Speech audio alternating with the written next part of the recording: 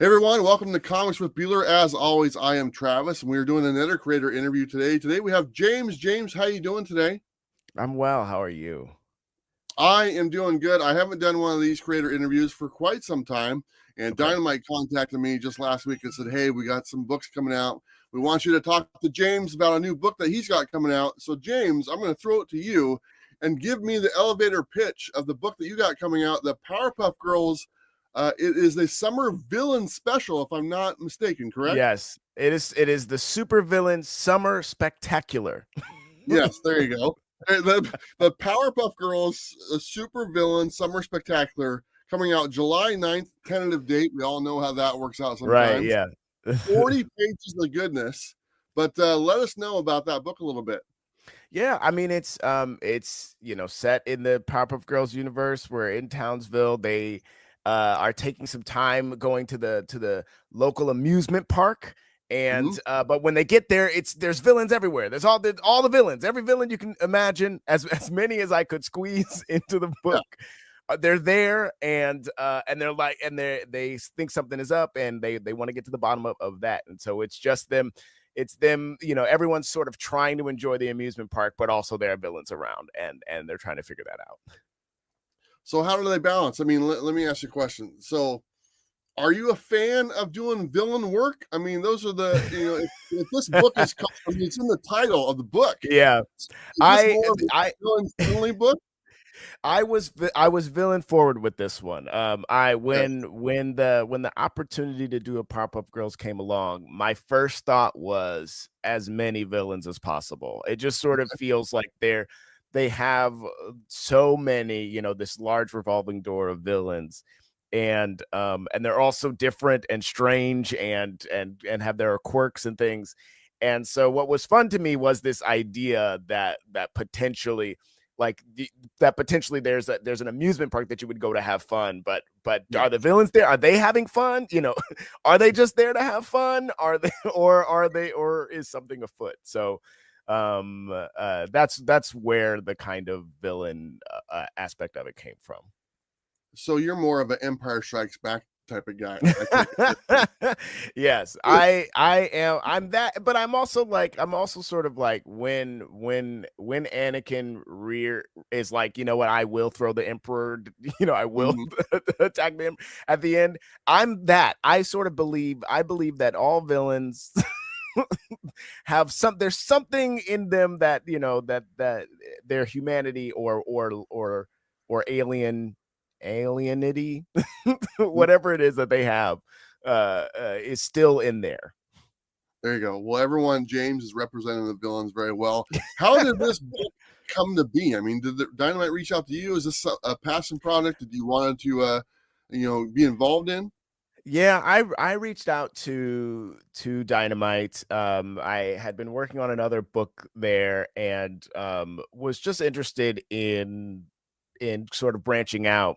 And there were a couple other titles that were out there, and I sent a handful of pitches. Mhm. But Powerpuff specifically jumped out as something that I would be excited to do. I'm a big Powerpuff Girls fan. Like I remember the first short that they did in the 90s, and like that meaning a lot to me then and continues to mean a lot to me now, so Powerpuff Girls specifically, it was really fun to get to explore that. Yeah.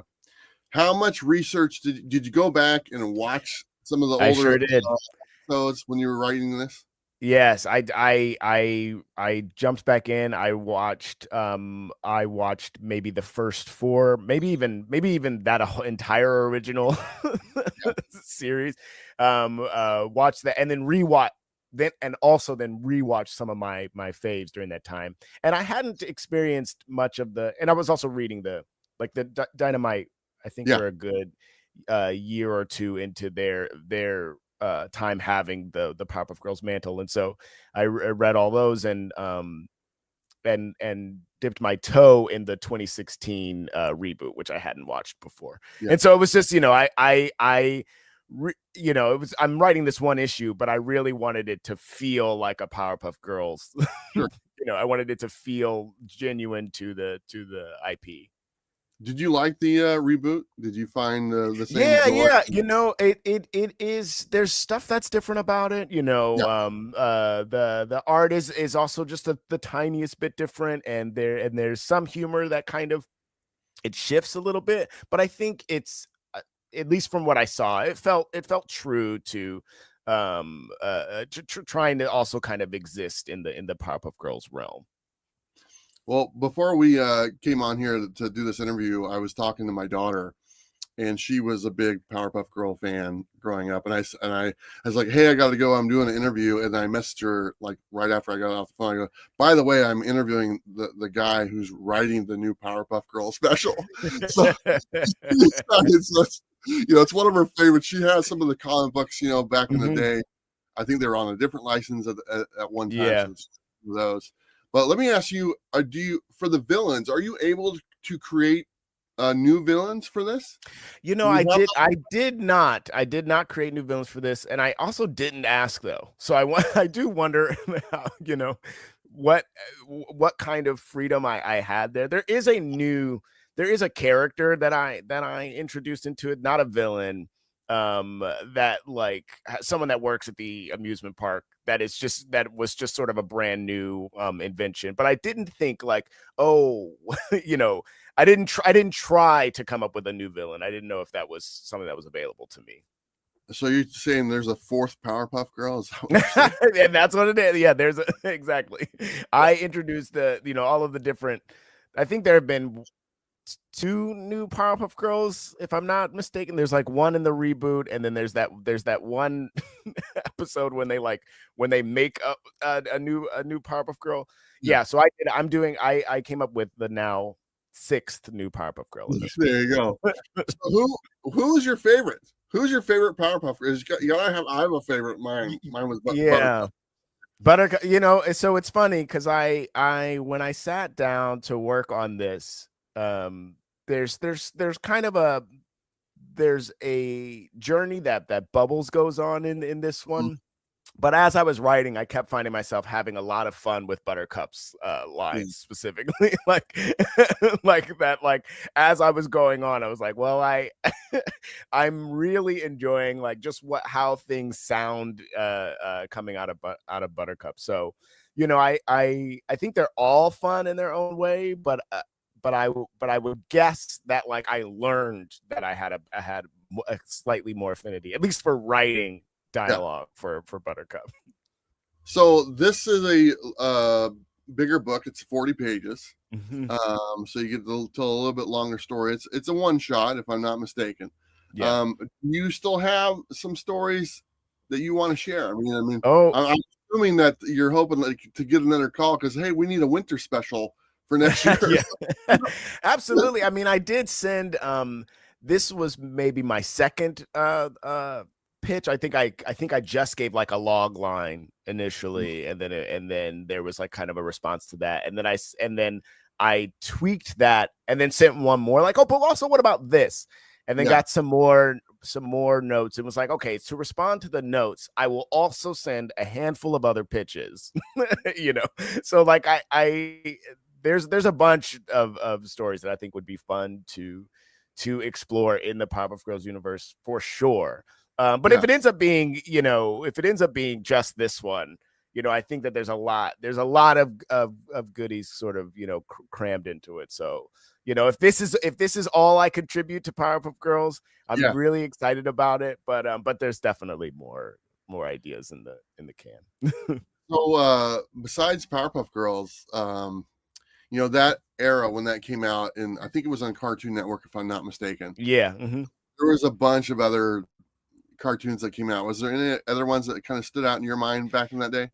Yeah. I mean, Dexter's Lab was huge for me. I used to modeling clay was a thing that I used to love playing with, and I would like build what I thought the lab looked like. I remember doing that. Johnny Bravo I thought was hilarious.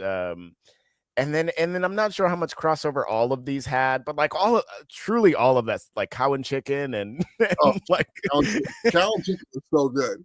Yeah, like it was just a huge huge fan of that era of cartoons for Yeah. sure. Yeah, Cow and Chicken was good. I like Ed, Ed and Eddie was another Oh one that yeah. Nick, was that Nickelodeon though, or was that I Ed, think Ed, that Eddie? I was think. Cartoon Network. Yeah, Oh, Cartoon but Network. Okay, Ed, Eddie. yeah, and then Nickelodeon, they had like the Cat Dog was another one that Okay, I right, just yeah. Cat Dog was Nickelodeon, right? Cat yeah, Dog and Angry Beavers and yeah, Invader Zim. exactly. I have an Invader Zim painting near me. Oh, nice. Yeah, Yeah. That particular, that was, I think I was the exact target audience, yeah. for those cartoons. So they all kind of are I etched into was my brain. I was pretty happy because my kids were at that age where they enjoy those comics, so it gave me an excuse to watch those. I was Yeah. like, yeah, I'll sit down and watch them, without feeling kind of weird or whatnot. So it was great. So I got to enjoy second, my second generation of cartoons. So it was kind of nice. hmm Let me ask you: hmm are you a comic book collector? Have you been a collector for a while, or I am.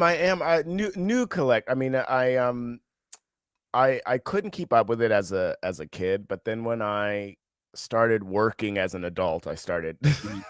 I started like regularly buying comic. It was specifically the Tom King run of Batman Okay. where we were building up to a potential wedding with, and I say potential wedding with Oh, Catwoman. that's a sore subject, man. You sure you want to Yeah, bring no, that I up? know.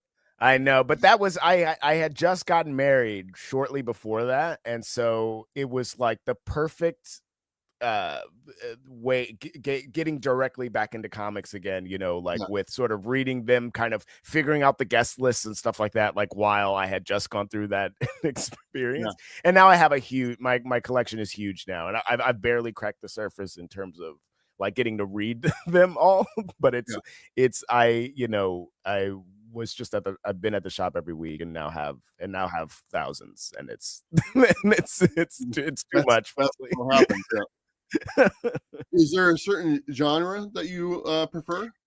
I mean, I typically lean into like the kind of like horror, but like supernatural. I don't get into like heavy gore, but like kind of Mhm. supernatural kind of stuff. Yeah. And like some of my favorite recent things are like Bitterroot. I loved that. And Vicious Circle from Boom. I really loved that as well. And that's more, sci-fi kind of time Yeah. travel, but like kind of I love that kind of world is really fun to escape to. So you're a few of your other books that you've written, those are kind of in the horror genre. I noticed. Is that something that you enjoy writing? I mean, there's a big contrast between doing Powerpuff Girls Yeah. and horror comics. So Yeah. I mean, I my what got me into writing comics myself is specifically that. I mean, I write for TV and film as well, and I do a lot of kids TV, and prior to that, I got a lot of work as a sketch comedian, and um and it was just important to me because I have all of these interests, the horror and sci-fi, and that are darker than yeah. those areas. And so and I had been was writing a lot of my like writing samples were in that space, but I didn't have work to show, like completed products in that area. And so my first comic, I adapted a pilot that I wrote, and it's a horror comedy. Hmm. And I what I love about getting to write it in as comics is just sort of getting to see, I think, what our artist's imagination, is truly remarkable, and like and what you're sort of able to show on the page Yeah. is I think is a lot of times a lot more impactful than what you might even see on the screen. So um I all of that to say, I do love writing it, and comics have been really special to me in that I'm able to have this outlet that I don't Yes. necessarily get to have in other areas of my career. I find that pretty amazing that I've interviewed other writers on here, and one of the writers I interviewed last year, he was writing the Hercules Disney book for Dynamite. Mhm. Also on his resume, he's an Emmy award-winning writer for The Daily Show with Jon Stewart, and also Yeah. he wrote Maniac of New York, the horror comic from Apple. So it's Right, just right. like it's like every angle he hits. And it's like Yeah. talking to him about that range. It's like, yeah, it's just all this stuff is in there. You know, Mhm. it's not one area. So it's really fascinating to me to see that you can do a horror comic, you can do a Powerpuff Girl comic, and then jump to something else.